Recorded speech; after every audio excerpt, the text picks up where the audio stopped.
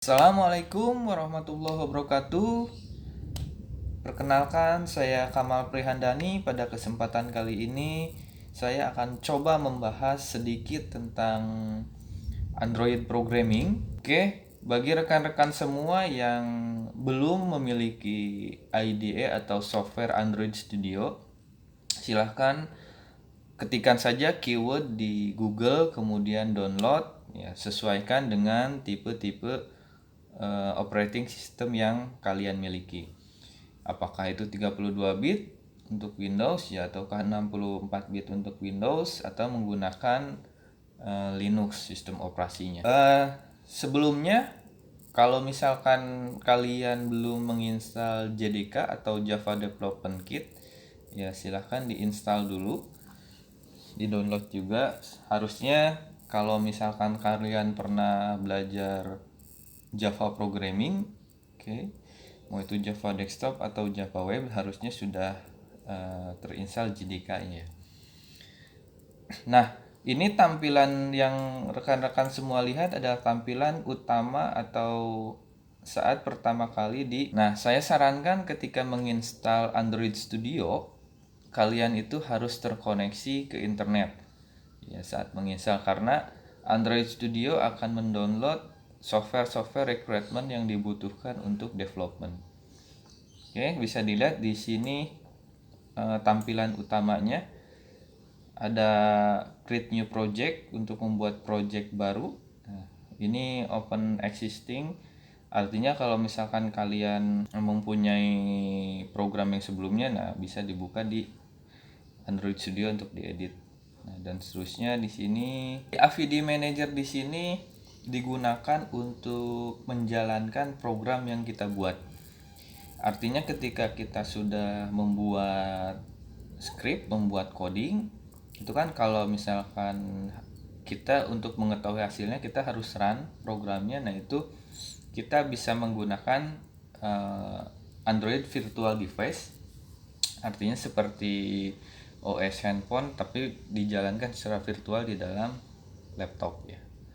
Nah, kemudian kalau misalkan kalian mau menjalankannya di handphone yang kalian miliki, itu tinggal dikoneksikan saja antara handphone ke laptop menggunakan kabel USB ya. Di pengaturan handphone kalian, di debug pilihannya, di debug mode developernya atau debug USB-nya itu di enable ya.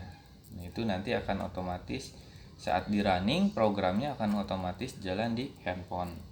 Nah, ini solusi juga kalau misalkan spek laptop kalian itu misalkan RAM-nya 4 GB. Nah, saya sarankan jalankan programnya itu saat runningnya itu adalah di handphone. Nah, itu akan membuat efisien penggunaan RAM-nya. New project. Nah, ketika kita pilih create new project, di sini ada beberapa pilihan activity ya. Jadi basic activity, button navigation, dan seterusnya. Nah, sebetulnya walaupun kita tidak memilih saat ini ya, saat pertama kali project dibuat, kita bisa menambahkannya nanti saat di resource filenya. Untuk saat ini kita coba untuk pilih menggunakan empty activity ya. Program yang akan kita buat itu akan di running atau diperuntukkan di device apa?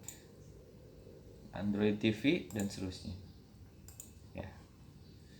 Kita kembali lagi ke phone and tablet, pilihnya empty activity, next.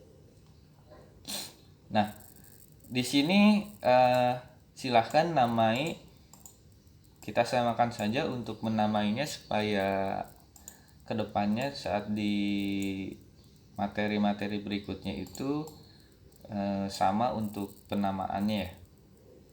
Misalkan programan mobile Unsika misalkan. Oke. Nah, ini package ya. Kalau misalkan kalian namai, silahkan. Kalau defaultnya seperti ini. Nah, kemudian di sini ada pilihan untuk save location. Save location ini artinya adalah project kita akan disimpan di folder mana. Oke, nah kemudian di sini ada pilihan language. Artinya bahasa pemrograman yang akan kita gunakan untuk development Android ini ya. Development Android itu pakai Kotlin atau pakai Java. Jadi sebelum ada Kotlin itu bahasa pemrograman untuk Android itu adalah Java ya. Java. Nah, saat ini pada kesempatan kali ini saya akan coba menggunakan bahasa pemrograman Kotlin. Artinya Kotlin ini sempat diumumkan oleh Google beberapa waktu yang lalu, Kotlin ini sebagai bahasa resmi untuk pemrograman Android. Nah, jadi kalian bisa pilih Java atau Kotlin. Sebetulnya pada prinsipnya itu tidak jauh berbeda sebetulnya ya. Kita pilih Kotlin. Kalau udah silahkan klik finish. Nah, baik, ketika tampilan utamanya adalah seperti ini. Untuk pertama kali, ketika rekan-rekan baru pertama kali untuk menjalankan Android Studio, itu saya sarankan kalian harus terkoneksi ke internet, karena saat pertama kali si Android Studio ini akan mengunduh beberapa program atau beberapa library yang dibutuhkan. Nah, biasanya itu adalah Gradle Daemon ya. Jadi kalau misalkan saat pertama kali kalian baru menginstal Android Studio, itu pasti akan muncul error Gradle not found kalau nggak salah gitu ya. Not found, nanti ada linknya. Nah, itu kalian tidak terkoneksi ke internet biasanya untuk pertama kali ya. Nah, jadi untuk development Android di sini kita membutuhkan yang namanya adalah Gradle Daemon. Jadi Gradle ini adalah mirip seperti compiler untuk PK ya.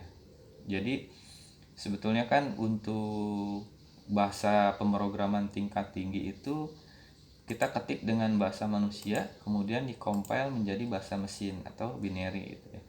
Nah, si Gradle script ini ya, Gradle script ini pengaturan di sini, pengaturannya, tapi kalian membutuhkan Gradle. Jadi silahkan untuk pertama kali kalian menggunakan Android Studio itu saya sarankan terkoneksi ke internet. Jadi nanti akan mendownload otomatis package yang dibutuhkan atau library yang dibutuhkan. Baik. Nah, kemudian bisa kita lihat di sini bagian-bagian menu untuk Android Studio atau toolbar ya. Di sini ada file gitu ya. File, edit, view, navigate dan seterusnya, code, analyze, refactor ya, build, run, tools dan sebagainya. Nah, ini adalah menu-menu toolbar yang ada di Android Studio. Kemudian selanjutnya di sini adalah link ya, atau menu-menu yang menuju ke file yang kita buka. Nah, contohnya seperti ini. Ini direktori dan seterusnya sampai ke nama file aktif. Kemudian bisa kita lihat di sini adalah tab file program yang kita buat. Ya, biasanya dia akan muncul di tab-tab code editornya di sini ya. Nah, kemudian di sini ada konfigurasi dan sebagainya. Oke, lanjut ke kanan. Nah, ini pengenalan berikutnya. Di sini ada run app, artinya kalau misalkan kita mau menjalankan program yang kita buat, nah silakan klik running ini ya. Dan seterusnya. Nah, kemudian di sini ada yang perlu kita soroti adalah bagian di SDK Manager, AVD Manager. Oke. Nah, sebelumnya ketika kalian sudah menginstal Android Studio, artinya kalian perlu menginstal emulator, sederhananya seperti itu. Nah, nanti di sini akan muncul beberapa pilihan. Kalian akan menginstal Android versi berapa. Saya sarankan sih kalian menginstal yang paling baru, yaitu Android 11 ya. Kalian bisa klik kemudian install. Nah, ini kebetulan versi Android yang sudah saya install atau sudah saya download di komputer saya gitu ya. statusnya di sini terinstall. Oke. Nah, silahkan kalian download terlebih dahulu. Ukurannya lumayan cukup besar, dan pilih kemudian klik download. Oke, klik install, nanti akan mendownload otomatis seperti itu. Nah, ini kebetulan saya sebelumnya saya sudah mendownload untuk OS Android-nya ya. Oke, nah setelah terdownload kemudian kita create untuk AVD manajernya. Oke, Android Virtual Device. Nah, kalau misalkan kalian akan menjalankan di Android virtual di dalam laptop gitu ya, maka kalian pertama harus mendownload untuk OS ya, Android SDK-nya atau Android Software Development Kit tipe terbaru gitu ya. Paling tinggi yaitu versi 11. Oke, kemudian kalau misalkan setelah selesai di-download, kemudian silakan create untuk virtual device. Nah, di sini device yang bisa dipilih ya. Tapi kalau misalkan mau di runningnya di dalam handphone, oke, yang sebelumnya saya bahas itu, silakan koneksikan antara laptop dan handphone kalian gitu ya. Developer mode-nya di dalam handphone kalian itu diaktifkan. Nah, caranya bisa browsing di Google lah kalau itu ya. Oke, nah ini tipe-tipe handphone, klik next ya. Nah, nanti di sini akan muncul OS Android yang sebelumnya sudah di-download.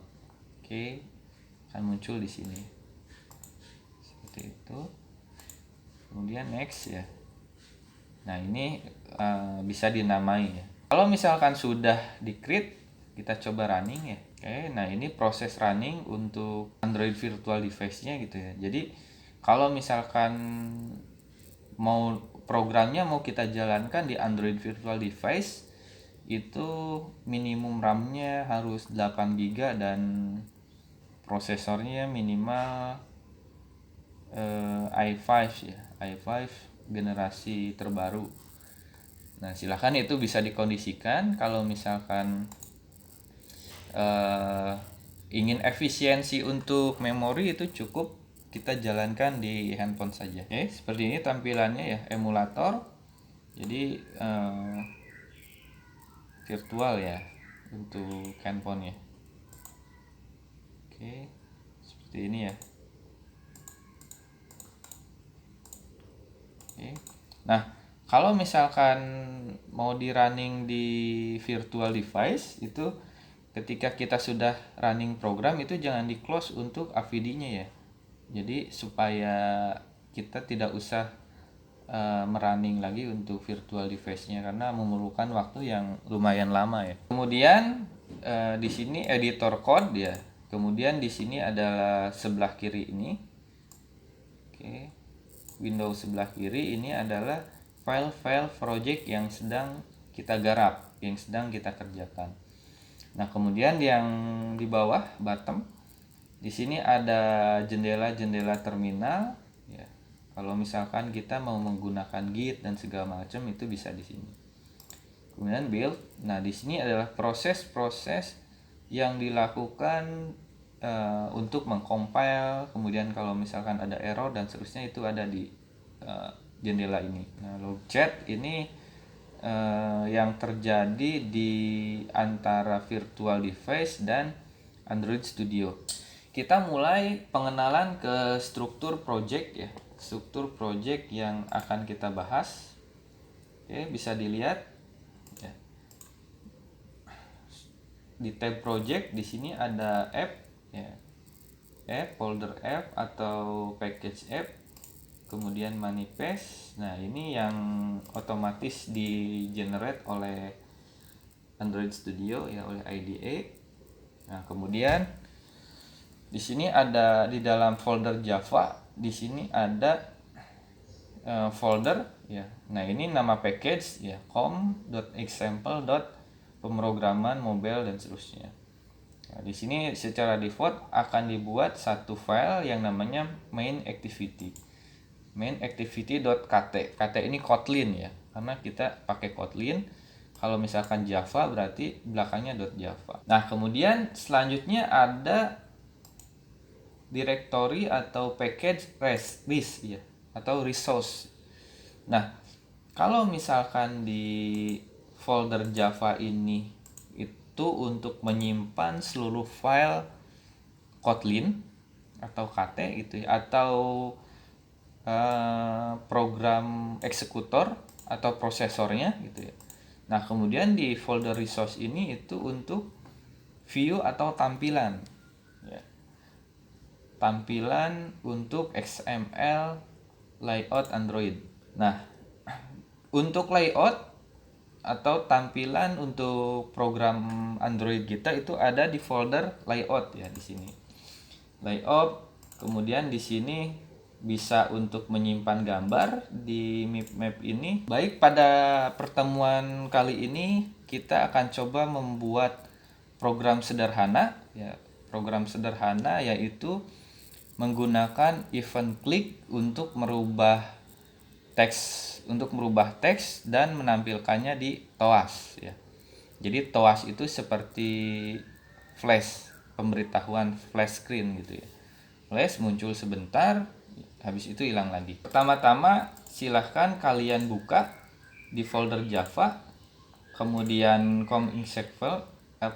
example ya paling atas, bel unsika. Nah, kemudian dipilih main activity. Nah, tampilannya seperti ini.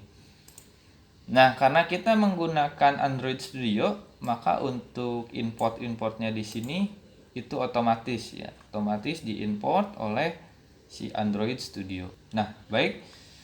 Selanjutnya sebelum kita ke file main activity Kotlin, nah kita coba buka dulu di folder res, kemudian layout. Kita buka, klik activity main ya, XML. Nah, jadi basisnya untuk layout atau tampilan di program Android itu adalah .xml ya. Oke.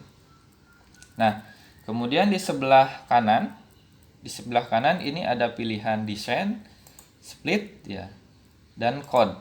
Nah, artinya kalau misalkan split bisa kita lihat sebelah kiri coding untuk layout, kemudian sebelah kanan ini tampilan layout.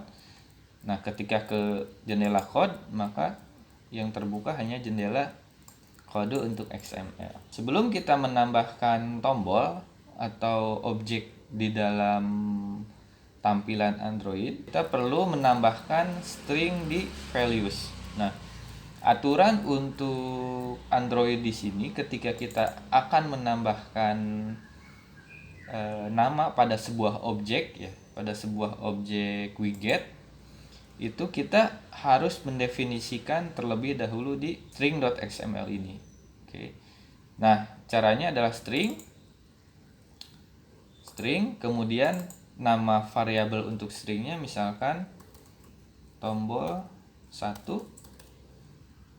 Nah, di sini isi stringnya yaitu misalkan tombol menu 1. Oke. Nah, seperti ini. Jadi kita tidak disarankan untuk menambahkan langsung. Dia kembali lagi ke main activity.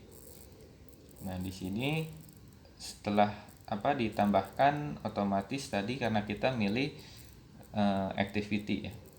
Kita pergi ke desain, tab desain. Kita akan coba menambahkan satu button. Nah, di sini terdapat widget atau objek yang dapat kita tambahkan untuk membuat view atau tampilan di program Android. Oke, bisa kita pilih di sini. Oke, jenis-jenisnya ya. Layout, helpers, Google, dan seterusnya.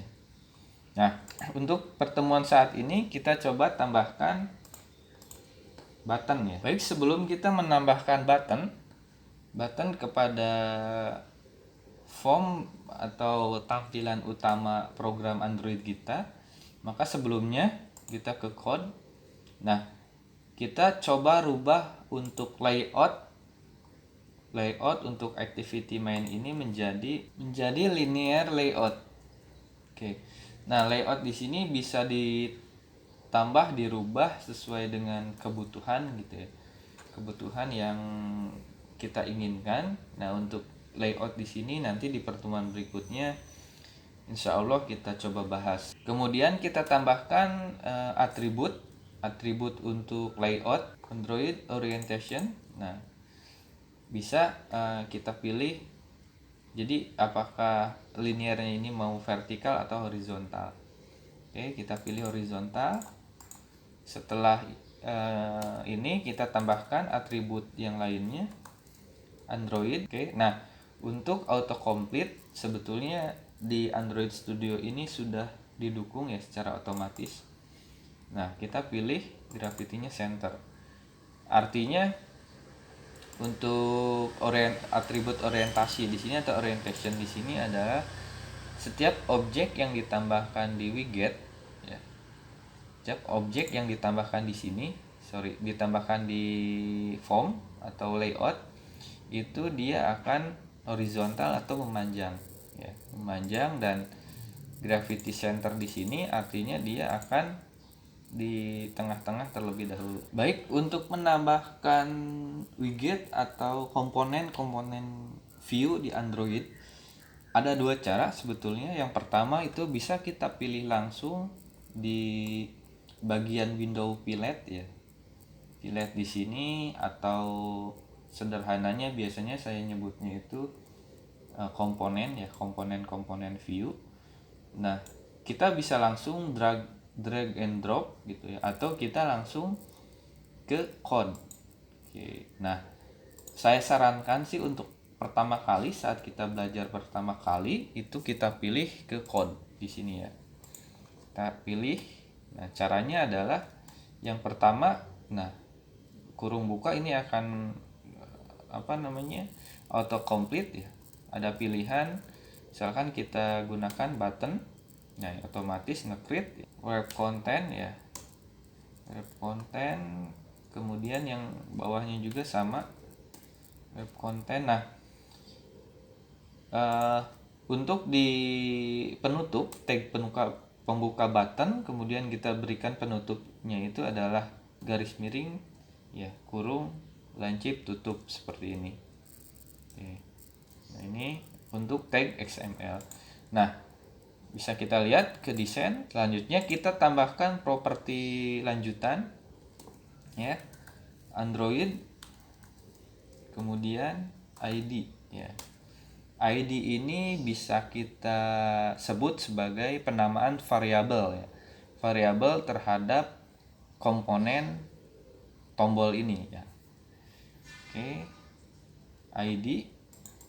Nah, kita namakan untuk variabelnya itu adalah ID tombol 1 misalkan.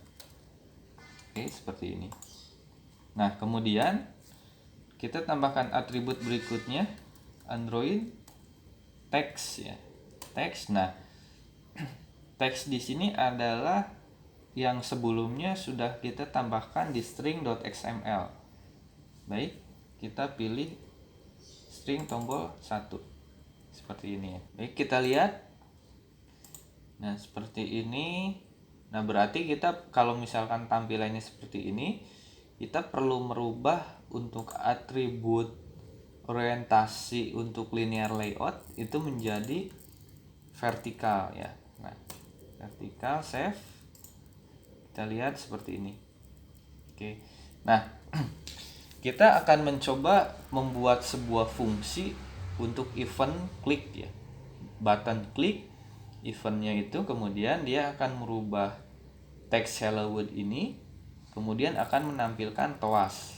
Toas itu seperti flash screen, flash message gitu ya. Oke.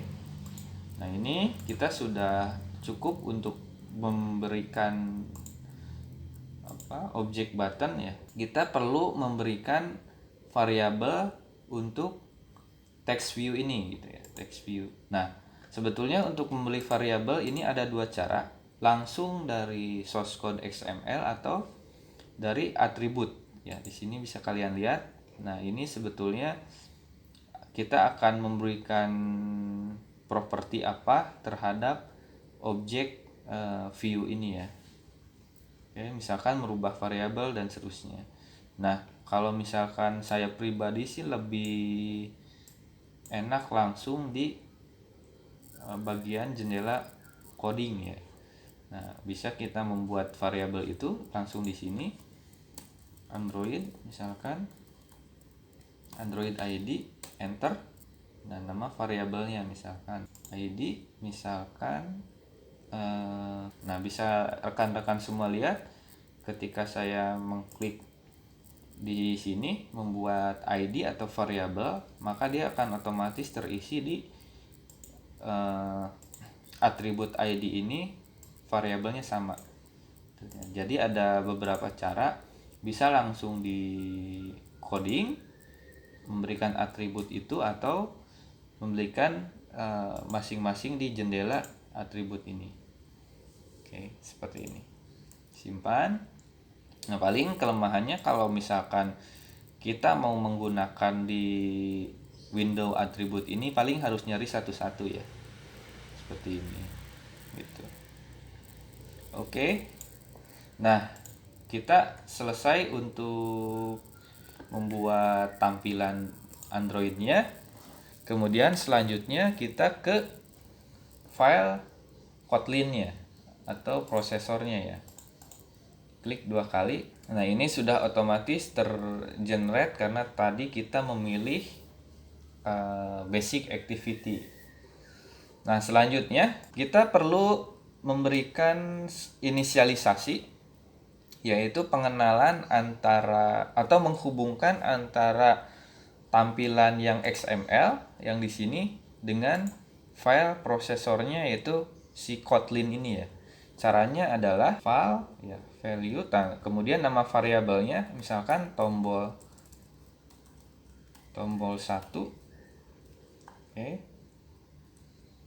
Tombol 1 sama dengan view by ID. Artinya adalah cari objek atau objek view XML yang tadi kita buat. Nah, di sini adalah berdasarkan variabel yang sudah kita inisialisasi tadi. Nah, di sini di tengah yang di dalam kurung lancip ini adalah nama objeknya, button misalkan, karena pertama kali kita untuk inisialisasi tombol ya, button. Nah, dia akan otomatis terimport di sini ya, widget button. Nah, kemudian kita perlu menghubungkan, mencari dengan r titik id titik. Nah, di sini nama variabel yang sebelumnya sudah kita inisialisasi.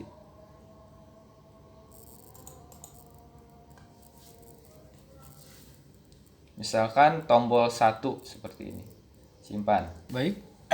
Kita coba memberikan komentar di sini. Inisialisasi variabel objek view dengan file Kotlin dalam kurung prosesor ya. Baik. Nah, setelah tombol, maka berikutnya kita perlu menghubungkan teks ya. Teks 1, teks view ya, artinya teks view sama dengan find view by ID. Di sini text view, pilihnya widgetnya, oke. Text view, kemudian kita cari variabel untuk text view ini ya, yang ada di XML, ingat ya, yaitu kita namai sebelumnya adalah text 1. Nah, di sini bisa kita lihat di sini r.id. Nah, ini sudah default. Untuk R di sini bisa kita lihat ya. R di sini resource dari objek ya, dari objek. Nah, ini otomatis di generate oleh si IDE Android Studio. Oke.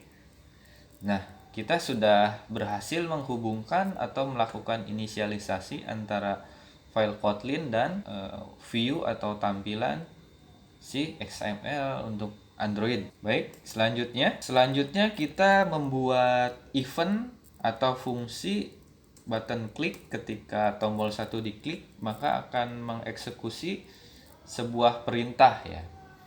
Oke, caranya adalah nama variabel